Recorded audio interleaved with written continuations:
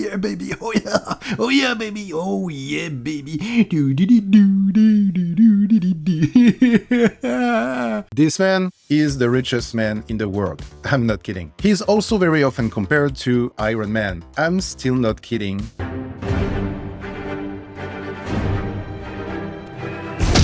But many blame him having built his career on a lot of lies. Elon Musk was born in South Africa in 1971 and right in the apartheid at that time.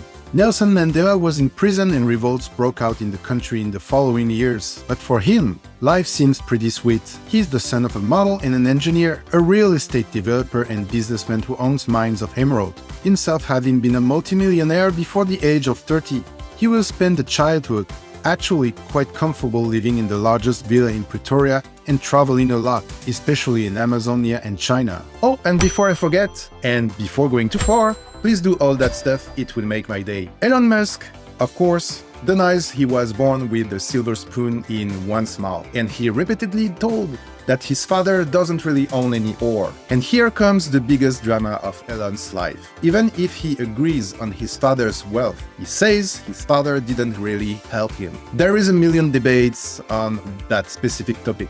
And honestly, who is right or wrong, I don't care. In a nutshell, his father and himself just disagree on how easy Elon's life has been since he was born, and since the father and the son can't really get along since Elon's adolescence. In the end, it's really hard to see clearly on this and to be 100% sure on who is telling the truth. So I will give you both versions and you do whatever you want with that, okay? Elon took a great interest in computers at an early age, and he coded his first software when he was only 12, a game called Blastar, a space invaders-like.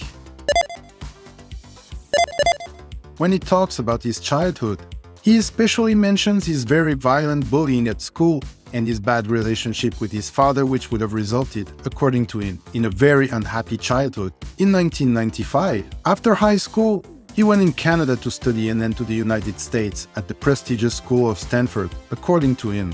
He paid for his education with his own money by going into debt, according to others, always possible with daddy's money. He then left university and created his first startup, Zip2. Again, according to Elon, he took huge risks investing every single dollar he had. And according to others, he used daddy's money, who injected a $30,000 in party. Again, two versions of the same story here. According to Elon's sayings, he mentioned in a conference that it was really hard for him. He had no money, he was in real finance trouble because he had a huge student debt and he couldn't afford an apartment and an office to start his company. He also said this is a pretty awful lie. I left South Africa by myself when I was 17 with just a backpack and suitcase of books, worked on my mom's cousin's farm in Saskatchewan, in a lumber mill in Vancouver, went to Queen's University with scholarship and debt, then sent to UPenn, Wharton and Stanford, concerning his dad. He also said he didn't own an emerald mine and I worked my way through college, ending up $100K in student debt. I couldn't even afford a second PC at Zip2, so programmed at night and website only worked during day. Where is this bullshit coming from? And again, the other version is that his dad actually paid for the apartment he lived in and helped the company get started. So you understand the point here, and honestly, even if I have my personal opinion on it, it's clearly difficult to say what is true or not. Is it Elon who is trying to look like a self-made man, who is working so hard and great, so investors are then willing to invest in his companies? Or his dad who is just lying because, well, because he just wants to piss him off and laugh at him? Even if it may seem trivial, it's quite funny to see how much Elon Musk's speech differs a lot from another speech, which quite honestly looks more realistic to me, especially when we know how Elon can be. Did you say egocentric or narcissist? After all, it's in Elon's best interest that people trust his story version, right? He took a risk. He started from nothing, and his business would have been a success. It is thanks to this story that he was able to build a legitimacy in the tech area in mid-90s. Then he sold Zip2 for $307 million and personally got $22 million from his company shares. And boom, he became a multi-millionaire before the age of 30. Instead of doing like everyone else, stopping to war and take it easy on the Pacific Island, he created a second company called X.com.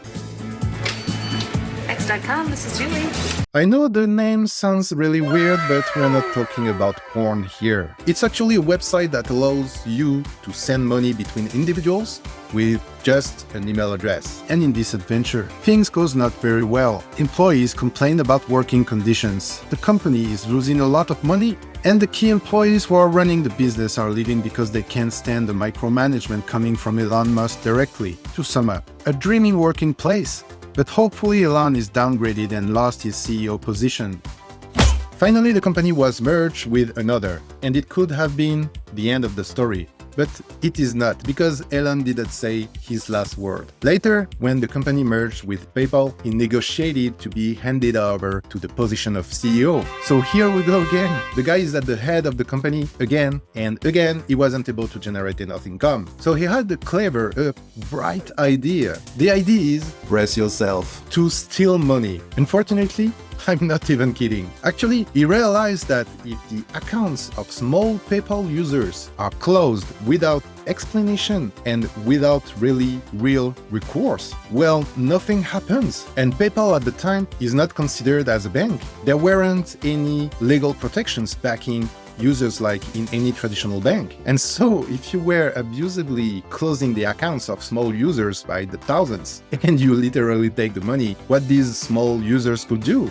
Nothing. So the company took the money and just ignored the many complaints that emerged at the time. Did you say jerk? And we are really talking about thousands and thousands of accounts and people who complained so much that at some point they had the bad reputation on the internet among professionals that they were closing accounts without notice and you never get your money back. And it's where the idea is ingenious. Besides that, it's really a dick move, because most of these users will never going to sue PayPal because there are very small amounts. Who will hire a lawyer for a few dollars? And this strategy worked, but not enough. PayPal wasn't profitable and didn't reach the financial objectives. Even worse, people inside were not comfortable with his plan of stealing people's money.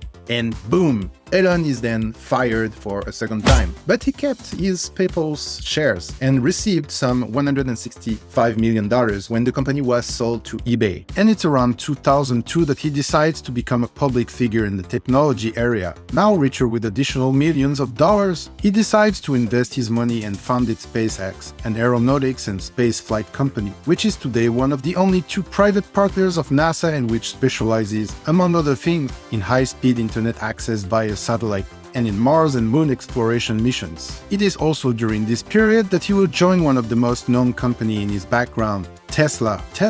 It's a big delirium of idealistic engineers from Silicon Valley who have a vision of an ecological future. Tesla's original CEO, Eberhard, and another early executive named Mark Tarpenning, who in 2003 dreamed up the idea of naming the company's vehicles in honor of inventor Nikola Tesla, are Tesla's original shareholders, the first men to claim ownership of the upstart brand that would go on to shake up the Detroit establishment. It was Musk's seed capital, around $6.5 million, that turned Eberhard and Tarpenning's vision into a reality. In exchange to his money, he sat at the board of directors. Everything is going well, the project is progressing, and in fact, they are progressing so well that the New York Times came to do an article on Tesla. Wonderful, right? Well, not really. Elon Musk is literally freaking out.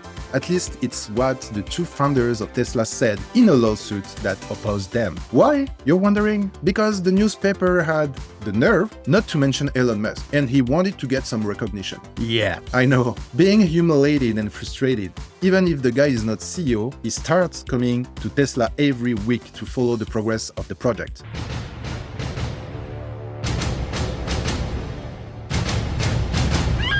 Micromanage everything, even ask for changes in the production, and in the end, to mess up everything. Obviously, it disrupts the progress of the project and it slows down everything. It's a big mess. And you wonder why he's doing that. You think he's a stupid guy running around looking for recognition? Well, he knows exactly what he's doing. Showing Tesla is not working well. He got some levers from financial partners who want him to fix the situation. At the time, Musk had been involved with the company for 3 years by then. As a result of his increasing financial interest at Tesla Motors, Musk exercised his right to appoint people to Tesla's board of directors. By the spring of 2007, he He'd named 3 of the 7 members. By that point, the board was well into its search for a CEO to take over for Eberhard, who wanted to devote more time to developing the Roadster. The search continued for several months until Eberhard on August 7, 2007, received a call from Musk stating that Michael Marks would be taking over as CEO. At that time,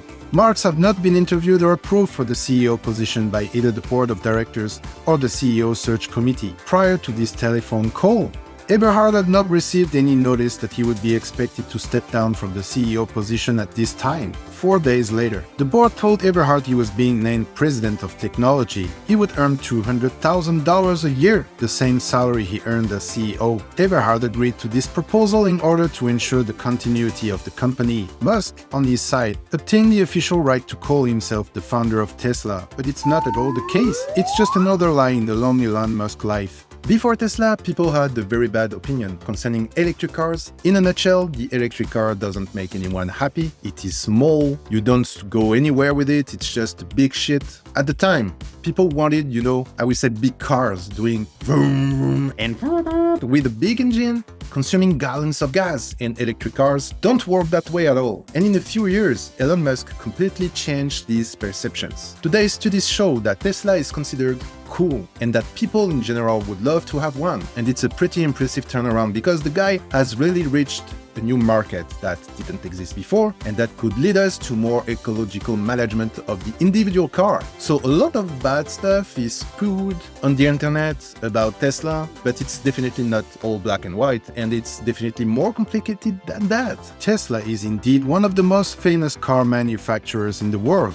They have a much higher economic value than their competitors, while they produce very few vehicles compared to them. So why? Because their cars' designs are super cool and generally works pretty well for electric cars. When you get in a Tesla, it's there and you feel you are at the cutting edge of technology. They have also models with doors that open upwards, which are very luxury cars. These cars have a great image. We think cool, we think green, we think advanced technologies. You get the idea? And that actually leads me to my next question. Do you remember when was the last time you saw an ad in the street, in the metro for Tesla, or even a commercial on TV? Well, it's because Tesla is Elon Musk. It's his Twitter account, his public appearances on TV and on radio, and his podcasts. Elon Musk is the advertisement method Tesla is using. And apparently it works. In the collective imagination, Tesla is the product of a genius brain in a hard-working body. In interviews, he says he's been working 80 to 120 hours a week forever, like Apple or Nike. With the Air Jordan campaign, Elon adopted this marketing method of impersonating his company, also called the storytelling, and he became one of the greatest masters of it. It plays on the feelings and common experiences of people. We are curious, we want to know more. We develop some empathy for the person, and by extension for the brand. Then, you end up with a positive feeling about the brand. What did you say? Manipulation? Yes, it's still a marketing method after all. But it's only the surface. And when we read some comments on the internet from Elon's fans, the surface seems enough to a lot of people who doesn't care about what's really going on there. But Tesla is losing a lot of money, and it's literally surviving, I would say, thanks to investors who are putting a lot of money in it, even if the company is losing money. And here is the power of the storytelling, and financial problems are caused by, brace yourself, the big amount of lawsuits going on. Not only from the original CEO, but internally from employees because they are scared about safety. Also, the injury rate for Tesla's workers has always been abnormally high, so it's not Care Bear's word there, To calm down employees, Elon announced he was going to try all employee positions for an hour. What the employees replied is, bro, doing my job for an hour, I'm okay with that, but doing it for 6 hours every weekday, it's not the same thing. And I agree with that, But all that stuff is just another lie from Elon, as according to employees, he has never been seen on the production lines. And it's probably thanks to this that Tesla cars have been great cars in the end, as Elon wasn't checking every inches of what was released from production lines. Regarding injuries, Tesla announced that their amount was about half the level of workplace injuries in average in the car industry. But regulators finally checked, and it was literally the exact opposite. This is a recurring pattern with Elon Musk. In 2016, the global auto market had about 6.2% work accidents compared to 8.1% for Tesla, and 4% serious injuries on average compared to 7.3% for Tesla. Suddenly, the following year, he knew that people would be checking closely his new numbers, so he changed the process. He published rates which were similar to industry average, but those numbers still higher. And even if Elon receives information and stats about safety work in his company, he would simply ignore them and do nothing. Another thing Elon is super good at is market manipulation. Okay kids, sit down and relax. Elon will show you how to do market manipulation. Step 1, write a tweet announcing something awesome is coming. Step 2, people are rushing to invest money in Tesla because Elon Musk just said something awesome is coming. And finally, step 3, not doing the awesome thingy because he never planned to do it anyway and just wanted to use the money raised to pay the people who are suing Tesla. And the guy is just doing this in a perpetual loop, raising a lot of money from fans. We can, for example, cite the time where he said that he had the official agreement of Washington, D.C. to make a Hyperloop train, which was going to connect Washington from here to New York, which is obviously completely false. Or the time he said he planned to test 100% self-driving on his own by having himself driven from the West Coast to the East Coast of the United States by the end of 2017, which never happened. Or this time he claimed that Tesla Model 3 production would hit 5,000 models a week in 2017, and we were still not halfway to those numbers on the following year. And what got him sanctioned was he announced one of his Bitcoin investments through Tesla, making rates rising. The Elon Musk's objectives are rarely achieved, and who's penalized by this? Well, it's Elon Musk's employees directly. Because behind their goofy boos, there's a whole bunch of people who are trying to work seriously to reach the company's goals, which are completely unreachable. And meanwhile, Elon reimburses on debt pays the 10 employees suing the company for different reasons. In short, it's a shitty infinite loop. It's a very weird way of managing his company. And here we discover the main issue of the storytelling. It's only storytelling without anything solid behind. There was also an internal email from Musk to Tesla following harassment cases where he says that we have to stop harassing people, but that harassed people should be stronger and accept excuses. New at 6, we're getting word of another lawsuit against Tesla. California Department of Fair Employment and Housing has confirmed they are indeed filing a lawsuit. The details are not yet made public, but the agency has apparently been investigating claims at Tesla for several years. In short, the guy is a little too detached from what is happening inside his own company. Moreover, following one of the cases of harassment, there was a lawsuit for racism against Tesla. Tesla was also accused of violating California's toxic waste disposal laws. And for a company like Tesla, surfing of the ecological speech, it sucks. But all of that issues are not enough to make Elon's huge brain busy. So he decided to start a brand new project called The Boring Company.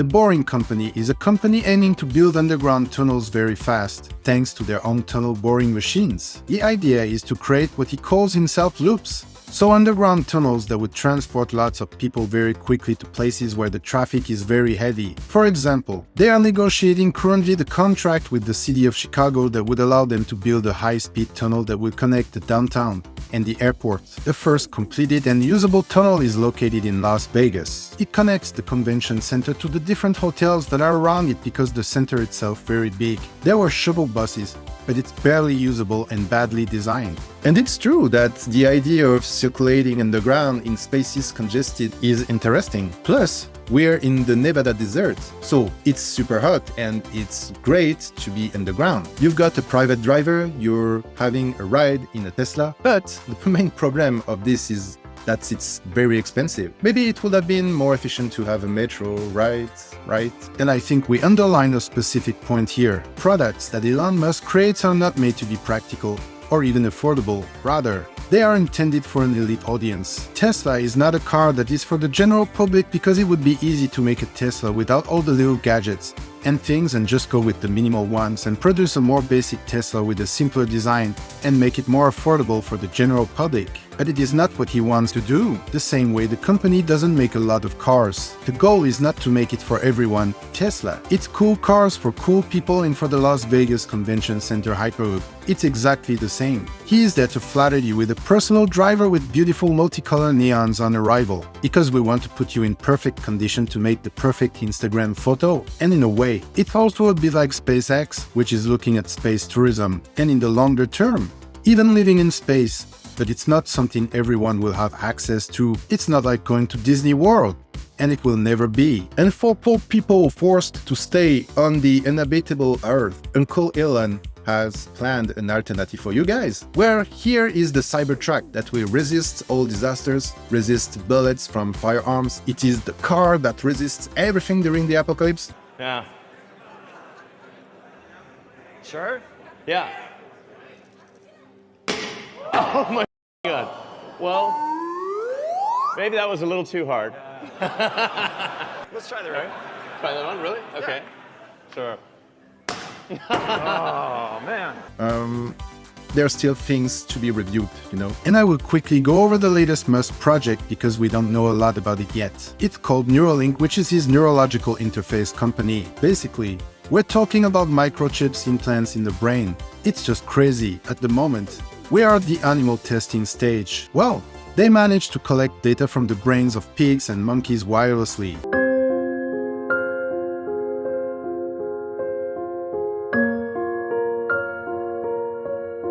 Even if for the moment, the neurologists do not seem incredibly impressed with this technology proposed by the company. They rather say that we already knew how to do all of that, don't know what the project would become. But already 5 of the 9 most important people of the company left, in particular Max Kodak, one of the co-founders, who moreover packed his bags to leave invest in the direct competitor who is at the final step of testing on humans. And then came Twitter. I won't come back on the time it took for Elon Musk to finally buy Twitter, which was something like, let's buy it. No, finally there's too much bots. Okay, I will buy it. Finally, nope. I don't want it. Okay, I don't have other choice, so I will make it. If you listen carefully what I told you in the video, Twitter has always been part of his strategy to manipulate markets and people, so it was natural that Elon became the king of the Twitter hill. And knowing the guy now, we can see that the hesitation in buying Twitter for several weeks was just a drama totally calculated by our actor. His goal was to make Twitter stocks dramatically decreasing, and then having a chance to get out of the signed contract to finally sign another contract more interesting. It's difficult to predict Twitter's future, but things seem aligned with what we already saw in the past in Elon's story. Bad management, no respect for laws as US regulators starts to look at issues with personal data management, and the fact that Elon is letting ban people who spew misinformation in the past coming back on the platform. 50% of employees fired based on really vague reasons, and the desperate and pretty stupid fight trying to monetize such a small insignificant thing as the blue check mark and totally ignoring what is really bringing 99% of revenue for Twitter, advertising. Well, the real question is how much time it will take to Elon to lose his CEO position.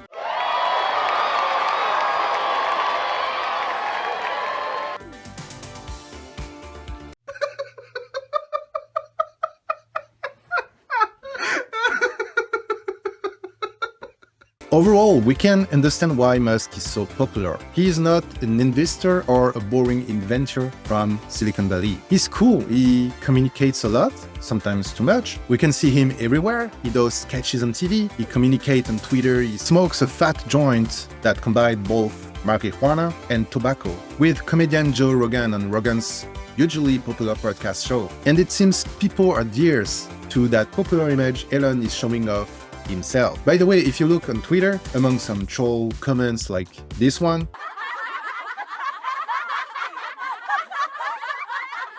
you will see some comments from real fans, people who trust all that overall bullshit.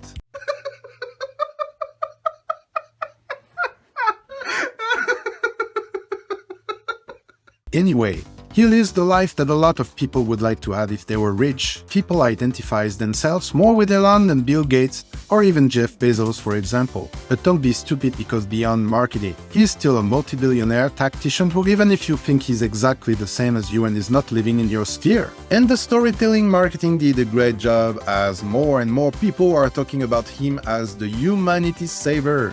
Yes, humanity saver. Why? Because his plans is to send humanity on other planets, and it's backed by the idea that Earth will become uninhabitable in the close future and that he will save us all. But do you think, seeing how this guy is lying and with the lack of consideration for his fellow humans, as he doesn't hesitate to fire people and then rehire some of them later, do you think this guy cares about humanity or even you? Even if the end goal to send humanity to another planet when Earth will explode comes from good intentions, the way to achieve this goal is also very important and will define what kind of humanity we would like to be. And I will do a comparison with Star Wars, for instance. If you analyze the speech from Empires, it's a very positive speech in surface. They are defending great values like order, discipline, economy, safety. The Empire is also synonym of technology and progress. Now I'm pretty sure it makes you think about someone, right?